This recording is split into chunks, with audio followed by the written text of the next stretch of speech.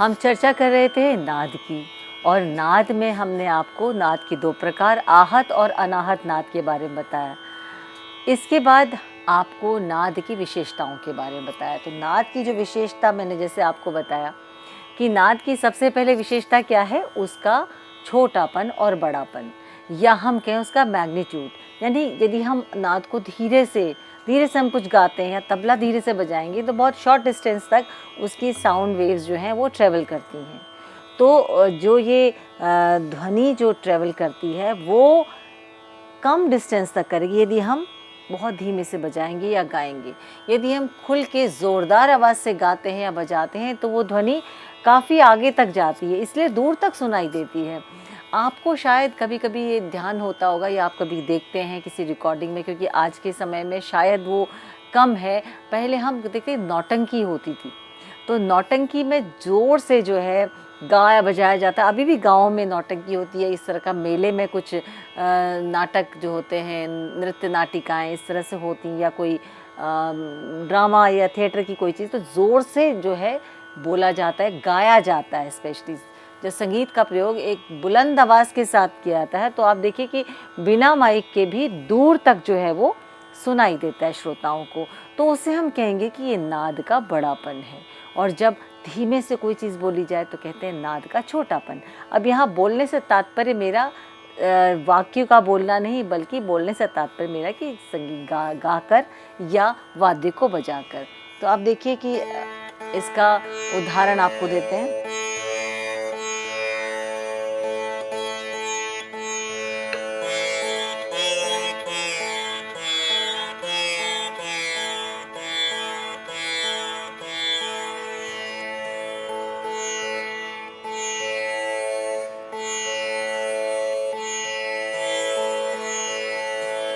अब कोई भी बंदिश को यदि हम धीमे से गाते हैं तो बहुत दूर तक सुनाई नहीं देगी, इसलिए वो नाद का छोटापन। नाद का की दूसरी विशेषता है नाद का ऊंचापन या नाद का नीचा, यानी ऊंचाई और नीचाई। तो नाद ऊंचा और नीचा कैसे होगा? देखिए, जब किसी चीज़ में हम आगे बढ़ रहे हैं तो स्वाभाविक है हम एक तरह से उसको एक सीढ़ी से उसकी उपमा दे सकते हैं। जैसे हमने बोला सा रे गा, तो सारे सा से रे थोड़ा ऊपर है, सारे गा रे से गा और ऊपर है, सारे गा मा गा से मा ऊपर है। तो यानी हम असेंडिंग ऑर्डर में जा रहे हैं, है ना। हम धीरे धीरे स्टेप्स लेके ऊपर की तरफ जा रहे हैं। तो एक स्वर से सा से रे ऊंचा है, रे से ग ऊंचा है, ग से म ऊंचा है। इस प्रकार से जब हम आगे बढ़ेंगे क्रमानुसार तो वो स्वर ऊपर होगा। अब यदि हम सा नी धा पा, सा नी धा पा, तो आप देखिए ऊपर से नीचे आ रहे हैं। तो ऊपर के स्वर से सा से नी नीचे है, नी से ध नीचे है, ध से प नीचे है, प से म नीचे है। इस प्रकार से अवरोहात्मक क्रम में देखिए कि साउंड ऊपर से नीचे की तरफ ट्रेवल कर रही है। तो जब इस प्रकार से हम साउंड नीचे से ऊपर की तरफ ट्रेवल करती है, एक स्वर से दूसरे स्वर पर जो है क्रमानुसार आरोहात्मक रूप में जब लिया जाता है तो उसको हम कहते हैं नाद का ऊंचापन और नाद का नीचापन। यानी जब ऊपर से अवरोहात्मक रूप में हम स्वर को एक स्वर से दूसरे स्वर पर नीचे की तरफ आते नहीं, जैसे हमने उदाहरण दिया सा से नी, नी से ध, ध से प, उसको हम कहते हैं नाद का नीचापन। इसको हम पिच कहते हैं अंग्रेजी में। अक्सर आपने सुना होगा कि आपका स्केल क्या है, आपका पिच क्या है। ये प्रश्न अक्सर आते कि किसी कोई कहता मेरा जी शार्प है, किसी ने बोला मेरा बी शार्प है, किसी ने बोला मेरा सी है, किसी ने कहा मेरा ए है। तो आप उसको जान सकते हैं कि किसका सुर ऊंचा, किसका पिच हायर है, किसका पिच लोअर है।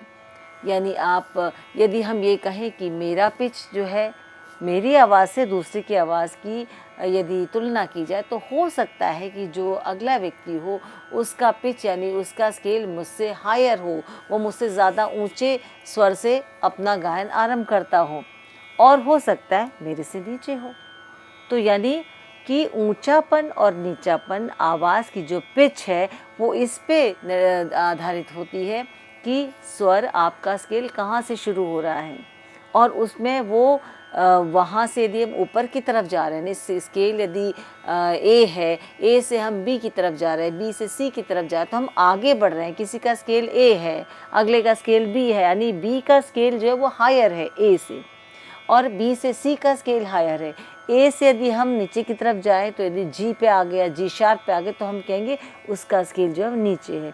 तो यदि नीचे से शुरू होगा तो स्वाभाविक है कि 7 स्वर जो है वो हायर स्केल की तुलना में उससे नीचे ही होगा।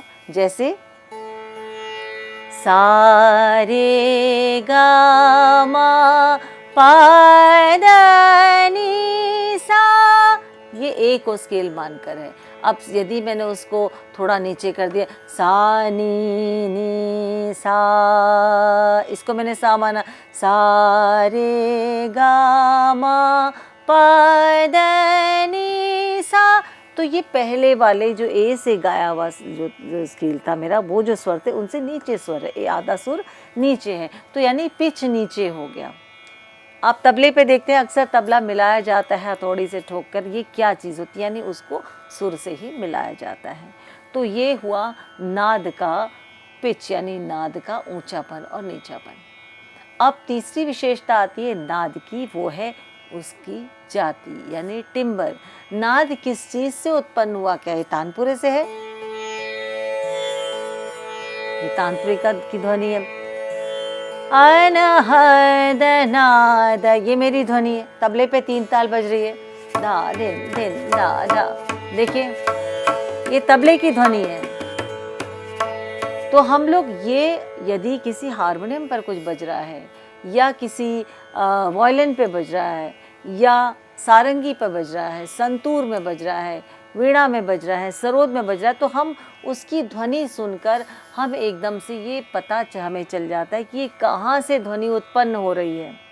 तो ये जो है ध्वनि की जाति बताते किस चीज़ से उसको प्रोड्यूस किया जा रहा है, किस चीज़ से ध्वनि उत्पन्न हो रही है, कहाँ से आ रही है, तो किस इंस्ट्रूमेंट से है, या किसी के गले से है। यदि गले से है तो क्या वो पुरुष है, या वो स्त्री है, या वो बच्चा है, या वो वृद्ध है, तो या किस वाद्य से है, तबले से है, मृदंग से है, ढोल से है, किस चीज़ से ध्वनि उत्पन्न हो रही है, सारंगी से है कि वायलिन से है कि हारमोनियम से है।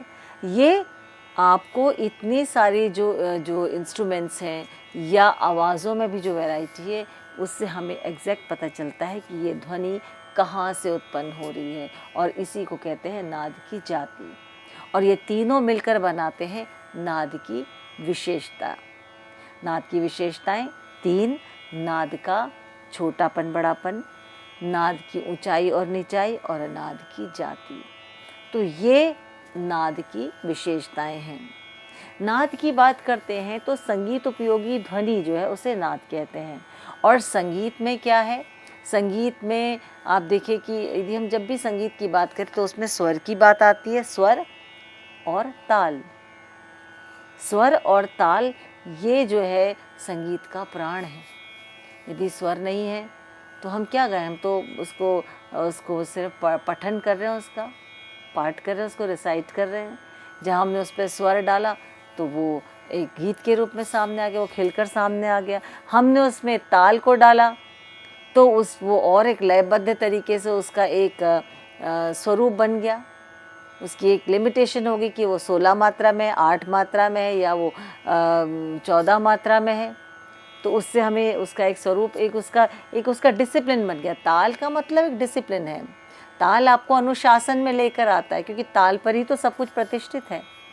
तो इस तरीके से हमें ये जानकर ये पता चलता है कि भाई नाद जो है वो स्वर और लय दोनों को लेकर है। तो ये दोनों चीज़ें कैसे संगीत में प्रयोग होती हैं। अब देखिए एक बंदिश आपके सामने मैं प्रस्तुत करूँगी, आप उसमें देखिए ये बंदिश में ताल बिल्कुल अलग है।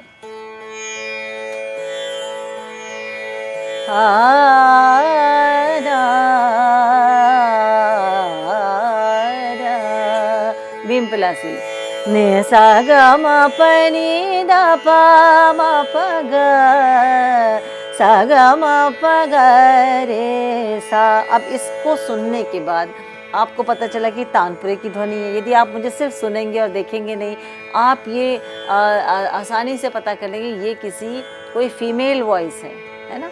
और साथ में क्या किसकी ध्वनि है? तानपुरे की। अब यदि मेरे साथ एक और वाद्य की ध्वनि है तो आप उसको सुनकर पहचान सकते हैं।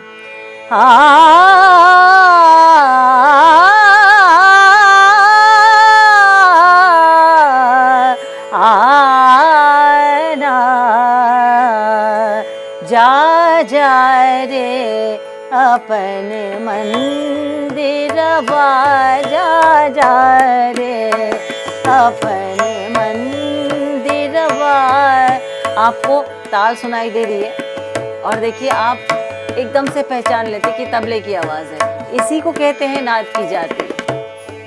मंदिरवा जा जा रे अपने मंदिरवा, सुन पावेगी सास ननदिया, जा जा रे अपने मंदिरवा, जा जा रे अपने मंदिरवा। जब आप हमें गाते बजाते हुए सुन रहे हैं, उधर तबला बज रहा है, इधर तानपुरा छेड़ा जा रहा है, इधर मैं गा रही हूँ, तो आप कहते हैं बहुत अच्छा संगीत है। तो यहाँ पर जो बात मैंने आपको बताई वो आपको एकदम स्पष्ट है कि स्वर और ताल है ना मिला के ये संगीत प्रोड्यूस करता है। अपने मंदिरवा जा जा रे अपने मंदिरवा, सुन पावेगी सास ननदिया, जा जा रे अपने मंदिरवा, जा जा रे अपने मंदिरवा।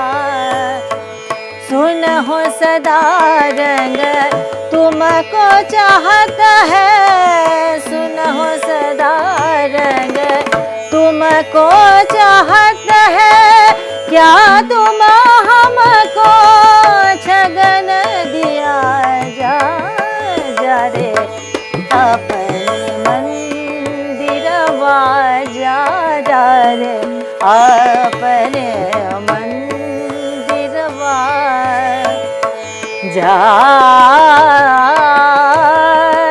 जा रे अपने मंदिरवा रे। अब जब हमने स्वर और ताल लिया है, इसमें हमने शब्दों को डाल दिया है ना, यानी हमने लिरिक्स को डाल दिए। तो जब साहित्य संगीत के इन दो भागों के साथ यानी स्वर और लय के साथ, स्वर और ताल के साथ जब जुड़ता है तो एक और नया स्वरूप सामने आता है, उसे कहेंगे बंदिश। नि सा ग म प नि सा नि ध प म ग रे सा, जा रे अपने मन, प म ग म प नि ध प म प ग म प नि सा नि ध प म ग रे सा, नि सा ग म प ग म ग प, जा जा रे अपने मंदिरवा, जा जा रे अपने मंदिरवा। अब जब हम बात करते हैं स्वरों की, तो ये मैंने राग भीम पलासी की बंदिश गाई है। इसके स्वर क्या है? नि सा ग म प नि सा नि ध प म ग रे सा, ग म प नि ध प म प ग सा, ग म प ग रे सा अपने मंदिरवा। तो ये जो राग है भीम पलासी, इसका अपना एक डिसिप्लिन है, उसको फॉलो करते हैं। उसमें कौन से स्वर कैसे प्रयोग हो रहे हैं, कितनी किस संगति के साथ, वो जो एक शास्त्र को हम फॉलो करते हैं तो राग का स्वरूप खिलकर आता है। अब हम जब स्वर की बात करते हैं तो स्वर की उत्पत्ति श्रुति से होती है ना। तो जब हम स्वर को गा रहे हैं तो श्रुति का अर्थ है कि श्रु धातु से बना और जिसका मतलब है सुना हुआ, यानी श्रुति का मतलब जो सुनाई दे है ना, जो सुनाई दे वो श्रुति। अब सुनाई देने का मतलब है कि हर सुनाई क्या देगी, एक ध्वनि सुनाई देगी, है ना। और वो ध्वनि क्या, वो ध्वनि जो संगीत उपयोगी होगी, क्योंकि नाद से ही प्रकट हो रही है श्रुतियाँ। तो संगीत उपयोगी जो ध्वनि है वो श्रुति है, और जो सुनाई दे वो श्रुति। यानी ऐसी संगीत उपयोगी ध्वनि, संगीतात्मक ध्वनि जो कि सुनाई दे, उसे हम श्रुति कहेंगे। और लेकिन इसमें एक शर्त यह है कि वो स्पष्ट होनी चाहिए और अलग अलग, एक से दूसरी, दूसरी तीसरी बिल्कुल अलग अलग स्पष्ट सुनाई देनी चाहिए, तभी वो श्रुति है। श्रूयते इति श्रुति कहा गया, जो सुनाई दे वो श्रुति है। उसका स्पष्ट होना बहुत ज़रूरी है, संगीत उपयोगी होना बहुत ज़रूरी है। इसका मतलब ये नहीं कि हम कोई कविता पढ़ रहे हैं तो हम कहेंगे जी इसमें श्रुति है, नहीं, उसका संगीतात्मक संबंध होना बहुत ज़रूरी है। और वो स्पष्ट होनी चाहिए, दूसरी ध्वनि से वो अलग होनी चाहिए। यानी यदि साउंड ट्रेवल करी किसी एक पॉइंट पे, वो स्पष्ट है, उसी को हम श्रुति कहेंगे। ऐसी 22 श्रुतियाँ बताई गई हैं, और इन 22 श्रुतियों को हमारे 22 नाड़ियों से भी जोड़ा गया है। प्राचीन काल और मध्य काल की जब हम बात करें तो उसमें 22 श्रुतियों में स्वरों की स्थापना की गई। आज भी के दौर में भी स्वरों की स्थापना इन 22 श्रुतियों पे की जाती है।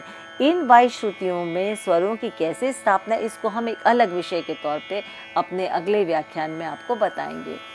तो श्रूयते इति श्रुति, जो भी ऐसी संगीतात्मक ध्वनि या संगीत उपयोगी ध्वनि हमें सुनाई दे, वो श्रुति है। और श्रुति से ही जो है वो स्वर उत्पन्न होते हैं, श्रुति से ही स्वर उत्पन्न होता है। हम गा रहे हैं बंदिश, तो ये बंदिश में स्वर हैं, स्वर किसके हैं, भीम पलासी के, लेकिन वो श्रुति से ही उत्पन्न हो। श्रुति क्या है, जो संगीतात्मक ध्वनि हमें सुनाई दे, यानी कानों को हमारी सुनाई दे, वो श्रुति है। और श्रुति से स्वर जो है स्वयं राजते इति स्वरा, जो स्वयं राजित है, यानी स्वयं जो है क्या कहते हैं, राजा की तरह जो है सुशोभित हैं, उनको हम स्वर कहेंगे। तो स्वर, इन्हीं श्रुतियों में से ही स्वर उत्पन्न होते हैं। मैं इसको यदि एक साधारण तौर पे समझाने का प्रयास करूं तो हम कहेंगे कि साउंड ट्रेवल कर रही है, यानी हमें संगीत उपयोगी ध्वनि ट्रेवल करिए किसी एक, ये 22 श्रुतियाँ जो हैं उन पे जब साउंड ट्रेवल करी, इन श्रुतियों में से कहीं कहीं पे श्रुतियाँ एकदम स्पष्ट सुनाई देती हैं, जहाँ पे ऐसा लगता है कि बस उसका अपना, इस श्रुति का अपना राज है, यानी अपना शासन है।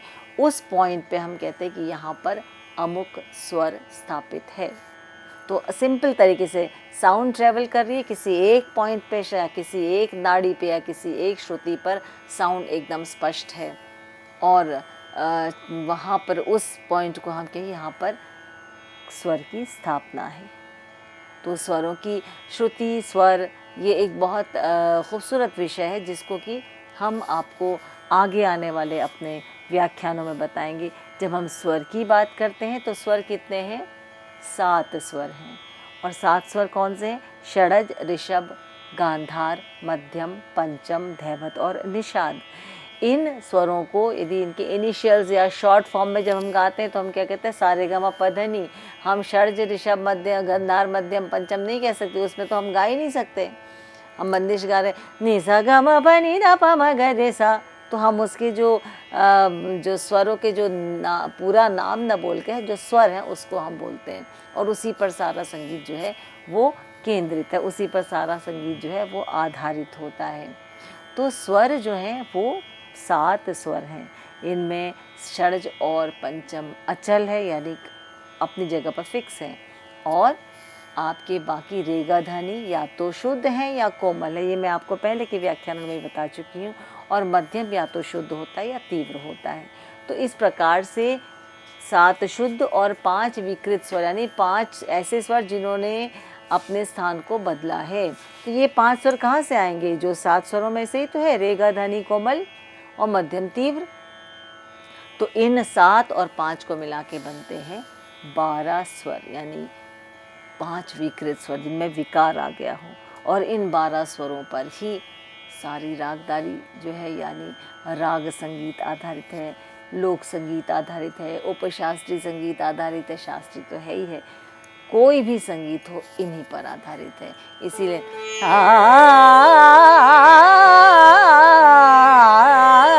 ना जा जा रे अपने मंदिरवा, जा जा रे अपने मंदिरवा, सुन पावेगी सास ननदिया, जा जा रे अपने मंदिरवा, जा जा रे अपने मंदिरवा, जा जा रे, जा जा रे, जा जा रे अपने मंदिरवा।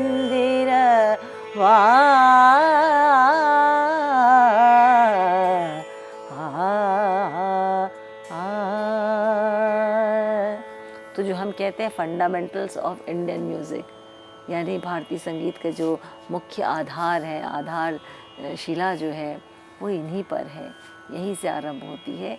तो हम इस चर्चा को आगे रखेंगे अपने आगे आने वाले व्याख्यानों में और आपको और जानकारी देने का प्रयास करेंगे। नमस्कार।